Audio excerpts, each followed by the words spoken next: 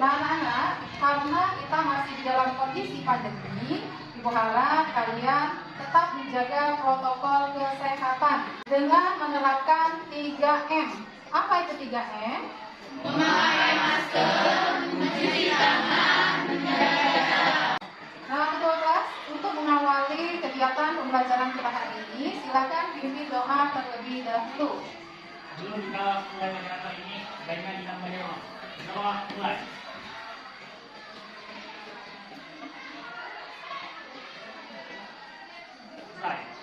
Berikutnya, Ibu akan mengabsen kalian. Ketua kelas, siapa yang tidak hadir hari ini? Oke, alhamdulillah berarti kalian hadir semua pada hari ini. Baiklah anak, silakan kalian perhatikan gambar pada layar di depan. Gambar apakah itu anak-anak? Gambar tingkatan kasta. Iya, itu adalah gambar tingkatan kasta yang terdiri dari kasta Brahmana, kasta Satria, kasta Waisya, dan kasta Sudra. Nah, sebelum kita memasuki materi hari ini, Ibu mau tanya dulu mengenai materi kita minggu lalu. Kita sudah mempelajari tentang proses masuknya agama Hindu-Buddha ke Indonesia. Perhatikan lagi gambar di depan. Golongan apa saja yang termasuk dalam golongan Brahmana, Ksatria, Waisya, dan Sudra? Ya, silakan. Brahmana adalah golongan pendeta, Ksatria adalah golongan raja, bangsawan dan kesatria, Waisya adalah golongan petani, pedagang dan peternak, Sudra adalah golongan pekerja dan budak. Iya, bagus sekali. Kita kasih aplaus kita. Nah, untuk itu materi kita hari ini mengenai teori masuknya agama dan kebudayaan Hindu-Buddha ke Indonesia. Adapun tujuan pembelajaran kita, yang pertama, setelah kalian membaca modul dan mengamati gambar melalui PowerPoint, peserta didik mampu mengidentifikasi teori masuknya Hindu-Buddha ke Indonesia. Kedua, setelah membaca modul yang dibagikan dan mengamati gambar melalui PowerPoint, peserta didik mampu menganalisis pengaruh Hindu-Buddha di Indonesia dengan tepat, ya. Berikutnya yang ketiga, peserta didik nanti mampu membuat laporan hasil analisis mengenai teori masuknya agama dan kebudayaan Hindu-Buddha ke Indonesia. Keempat, setelah kalian berdiskusi nantinya, kalian mampu mempresentasikan hasil diskusi kalian. Baiklah anak-anak, kita masuk ke yang berikutnya. Yang pertama, kita akan bahas mengenai teori masuknya agama Hindu-Buddha ke Indonesia. Nah, teori masuknya agama Hindu-Buddha ke Indonesia itu ada 4, ya. Yang pertama, ada teori Brahmana, teori Ksatria, teori Waisya, dan teori Arus Bali. Jadi ada 4 teori. Nah, keempat teori ini nanti akan kalian diskusikan bagaimana mereka bisa menyebarkan agama Hindu-Buddha ke Indonesia. Kalau tadi teori, sekarang materi kita mengenai pengaruh budaya India di Indonesia. Nah, pengaruh budaya India di Indonesia itu ada 3 bagian. Yang pertama di bidang agama, yang kedua di bidang politik, dan yang ketiga di bidang sosial budaya.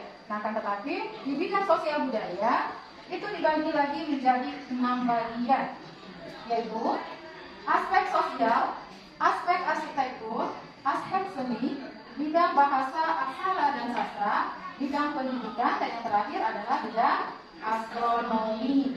Kalau kalian sudah paham mengenai yang dijelaskan tadi, sekarang waktunya kalian berdiskusi. Perhatikan tugas kelompoknya, ya. Kelompok 1, analisislah teori masuknya agama Hindu-Buddha ke Indonesia. Itu tugasnya. Artinya nanti ada 4 teori yang akan kalian bahas untuk kelompok 1. Teori Brahmana, teori Ksatria, teori Waisya, dan teori Arus Bali. Sekarang kelompok 2. Tugasnya adalah analisislah pengaruh India di Indonesia dalam bidang agama, bidang politik, aspek sosial, dan arsitektur. Dan kelompok 3, analisislah pengaruh kebudayaan India dalam bidang seni, bahasa dan sastra, bidang pendidikan dan astronomi. Sekarang silakan kalian berdiskusi. Ini kelompok 1, silakan gabungkan isinya. Tadi sudah ibu bagi kelompoknya, ya. Tugasnya sudah tahu? Sudah. Silakan kalian cari tugas kalian itu dari berbagai sumber, dari buku kalian maupun dari modul yang sudah dibagikan sebelumnya. Nanti kalian tulis di LKPD. Ini akan dibagikan LKPD untuk kelompok 1 yang akan bekerja. Sini. Berikutnya kelompok 3. Silakan. Anak-anak silakan kalian diskusikan, silakan kerjasama dengan baik, ya. Jaga kekompakan kalian. Jika ada perlu yang ingin kalian tanyakan, nanti dengan ibu silakan kalian tanyakan.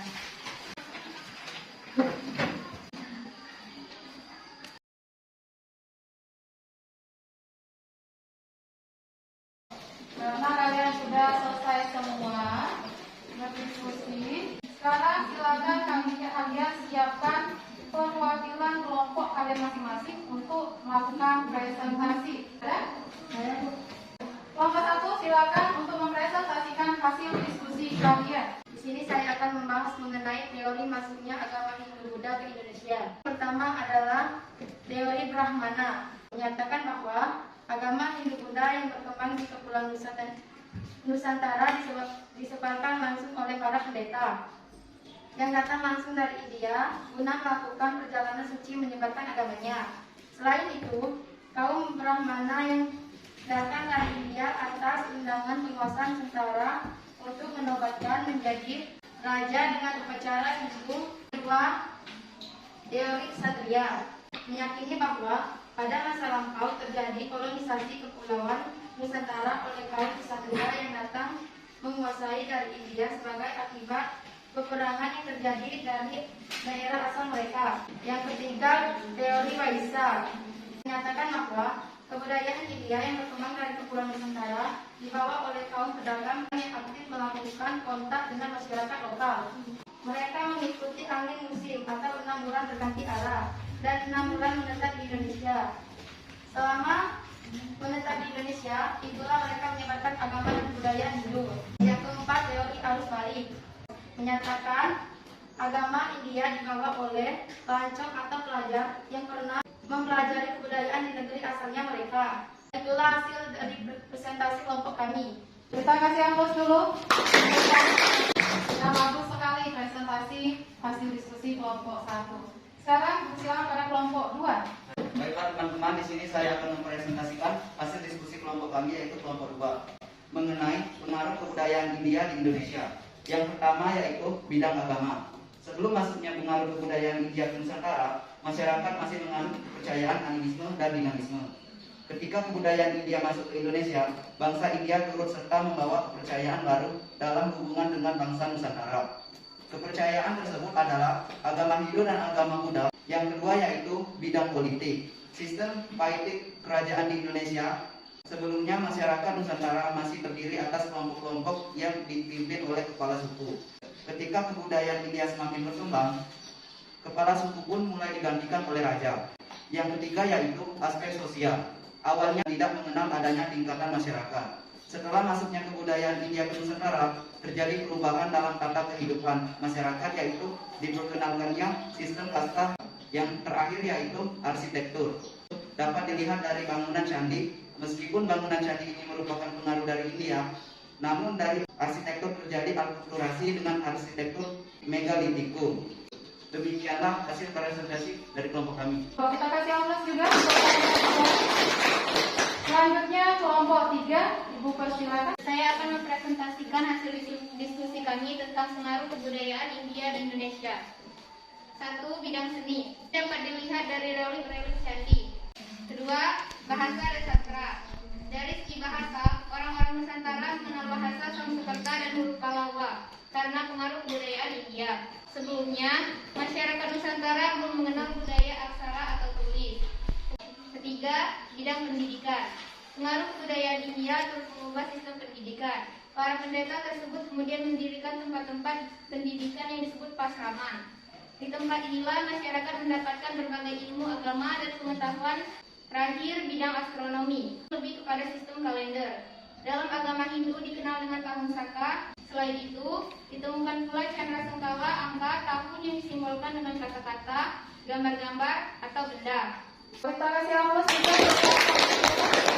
Nah, jika ada yang kurang jelas atau belum kalian pahami, silakan ditanyakan.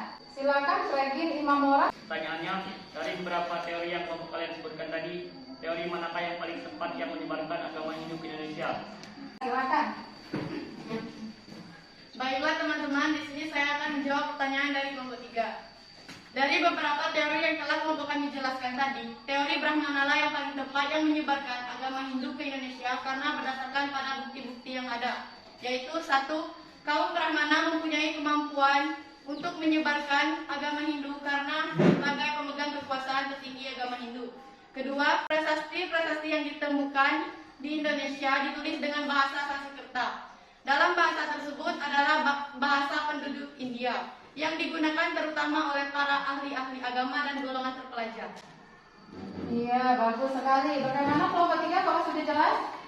Silakan siapa yang mau menyimpulkan materi kita hari ini? Ya, silakan Kak.